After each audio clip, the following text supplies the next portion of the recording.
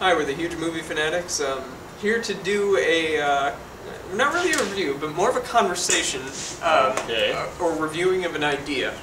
I don't know if you've even heard this yet, so this is going to be a revelation to all you folks at home. This is a real reaction. I don't know what the hell he's got planned. There has been new developments with Scream. Oh, shit.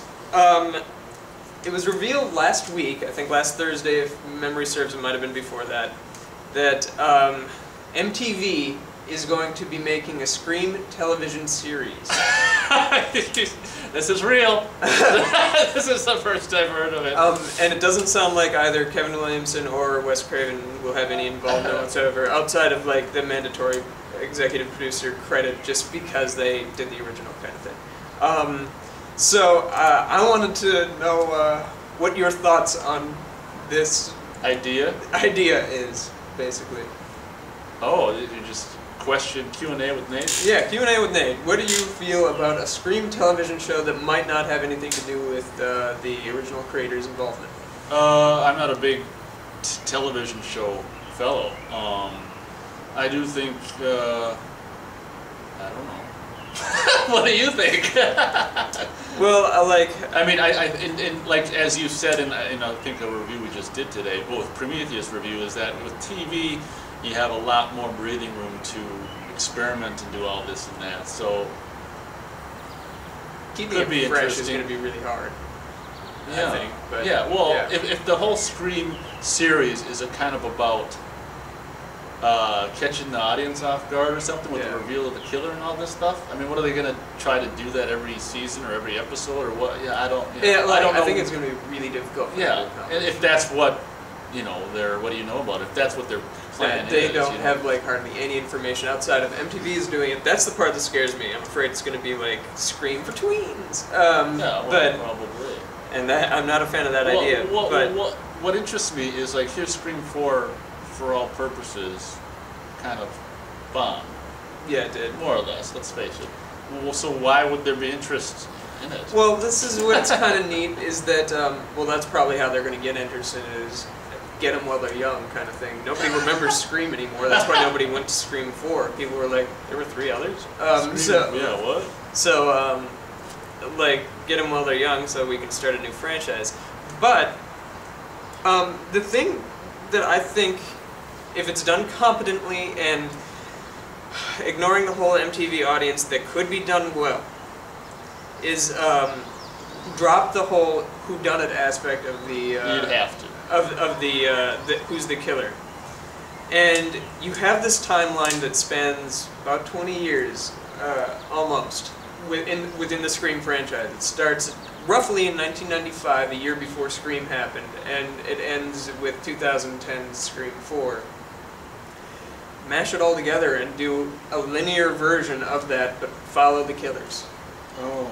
Do it, I guess Rob Zombie this shit, but don't like explore necessarily, well, you could probably do that, but like the way I'd start it is, like, you have it, start with Maureen Prescott, young Maureen Prescott, sort of Hollywood, getting knocked up at the Hollywood party that, what was his name, Hamilton or whatever, Lance Henriksen was throwing, and then she has a baby that she gives up for adoption, Roman Bridger.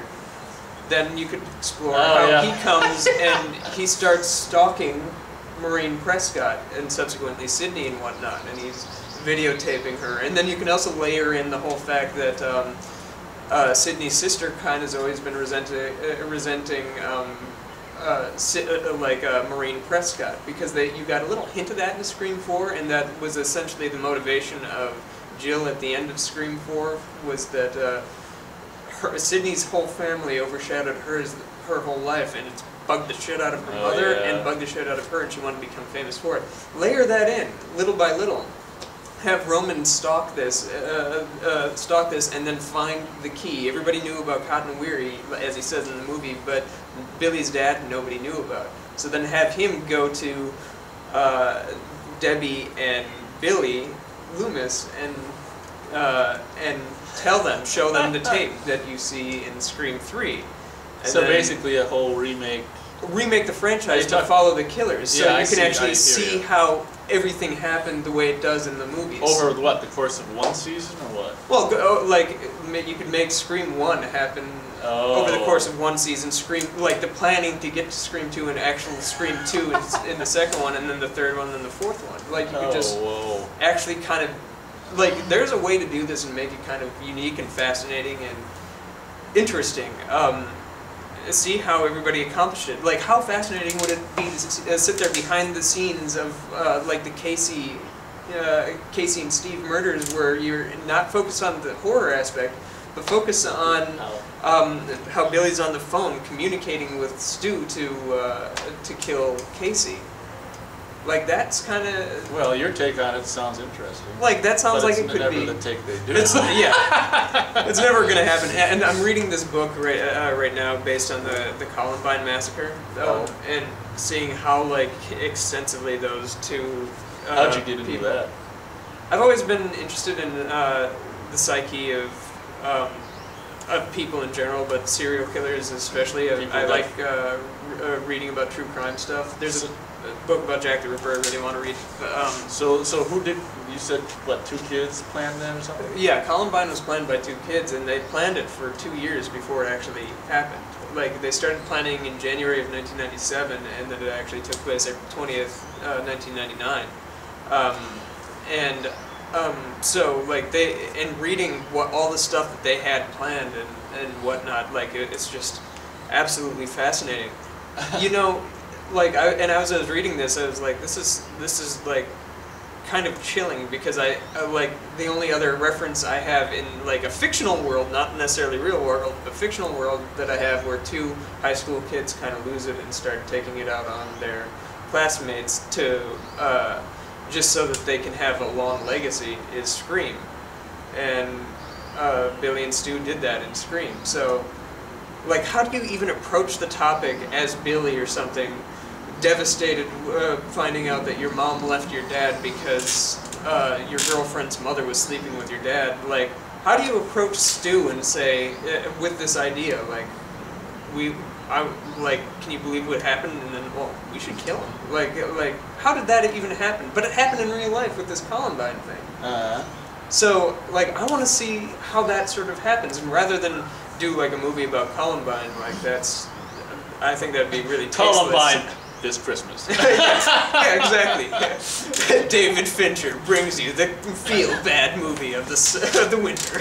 Columbine. Columbine. Like, This I Thanksgiving. don't necessarily want to see like a Columbine movie, because that sort of feeds into what their ultimate goal was. But like, maybe do it with the Scream franchise. What was their ultimate goal?